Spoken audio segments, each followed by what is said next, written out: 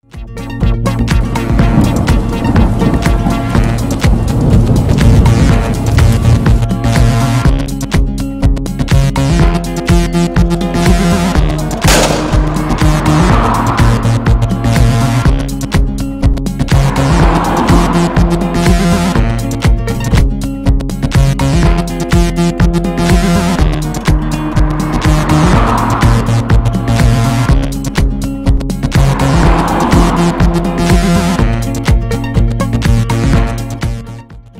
4 morts et un blessé grave, c'est le bilan d'un accident qui s'est produit dans la commune de Kaolack, précisément au niveau du cœur de ville. Un camion malien est entré en collision avec un taxi. Le blessé grave est évacué à l'hôpital régional El Hadji Ibrahima Niass. Les corps sans vie sont déposés à la morgue de l'hôpital régional. Choqués, les populations ont improvisé une manifestation pour protester contre l'indiscipline des chauffeurs maliens. Pour Aminata Touré, la solution ultime à ce problème réside dans le fait l'on assigne aux camions étrangers de même du pays transporteurs de charges lourdes leur propre voie. Une stratégie qui réduira considérablement le nombre d'accidents.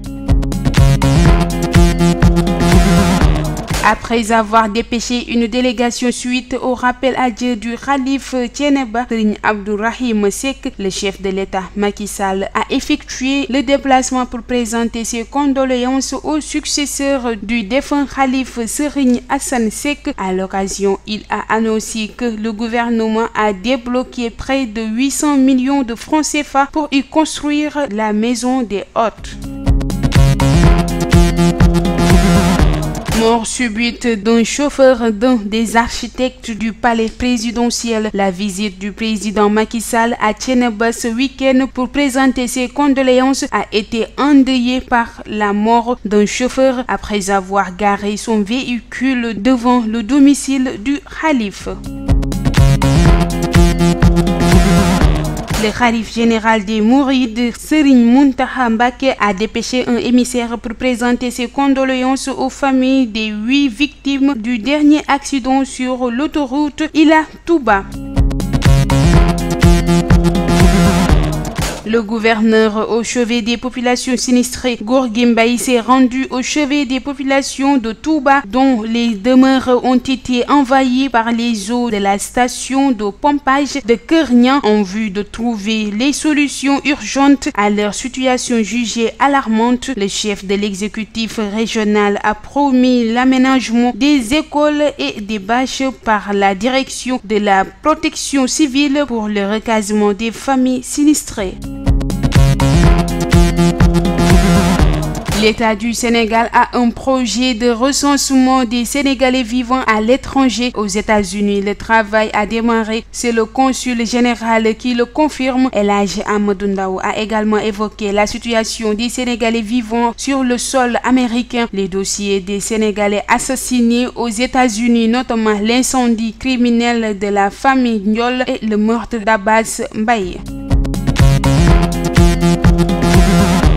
Parlons maintenant d'actualité hors de chez nous. Plusieurs personnes décédées à l'aéroport. L'ambassadeur de Russie à Kaboul rencontrera le coordinateur pour la sécurité. Les agents de presse relatent que les forces américaines ont tiré en l'air face à une foule très emportée massée sur le tarmac. Il n'y aura pas d'affrontement direct avec les talibans, mais les vidéos sur les réseaux sociaux montrent en revanche la désorganisation totale qui règne à l'aéroport. De nombreuses personnes tentaient de gravir l'escalier menant vers un avion. L'aéroport accueille aussi de nombreux ambassadeurs étrangers qui s'y sont repliés dans l'attente d'une évacuation de leur personnel, comme celui de l'attente des États-Unis dont le drapeau a été enlevé.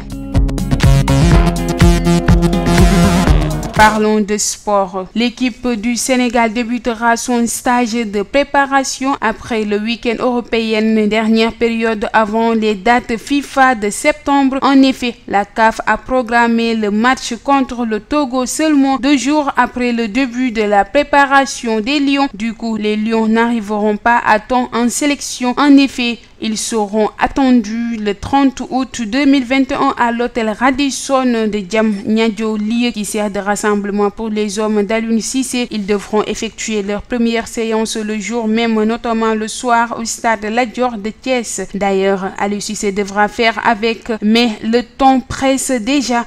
Et une chose est sûre, le staff technique aurait aimé plus de temps pour s'entraîner, sachant que c'est impossible. Il faudra s'adapter. Après seulement 2 jours de préparation, les partenaires de Sadio Mané vont défier les éperviers du Togo le 1er septembre 2021 au stade Lat Dior de Thiès avant de se déplacer à Brazzaville pour affronter le Congo à l'occasion de la 2e journée des éliminations du mondial. La liste des Lions devrait être publiée cette semaine lors d'une conférence de presse animée par le sélectionneur national Aliou Cissé. Mesdames, Mesdemoiselles, Messieurs, merci de votre attention. Nous vous donnons rendez-vous d'ici quelques heures pour le Wolof.